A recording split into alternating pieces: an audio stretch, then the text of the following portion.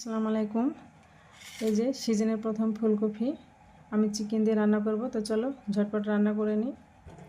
প্রথমে আমি একটু লবণ আর হলুদ দিয়ে দিলাম, তারপরে ফুলকপিটা ভালোভাবে ভেজে নেব।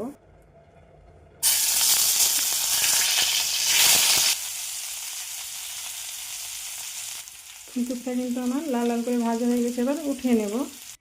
এবার আমি চিকেনটা কষে নেব, সেজন্য কিছু মশলা দিয়ে দেব।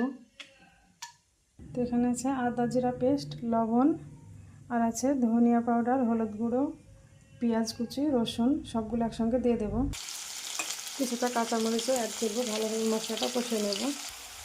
টমেটোর কুচিও দিয়ে দেবো আর একটু কষে নেব।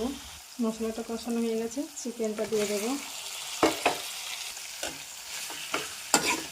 চিকেনটা ভালোভাবে কষে নেব। চিকেনটা থেকে অনেকটা পানি বেরিয়েছে, এই পানিটাতে আমি চিকেনটা কষে নেব। চিকেনটা কিন্তু খুব ভালোভাবে কষানো হয়ে গেছে, এবার ভেজে রাখা ফুলকপিটা দিয়ে দেবো। দিয়ে 2 মিনিট মতো আবার কষে নেব।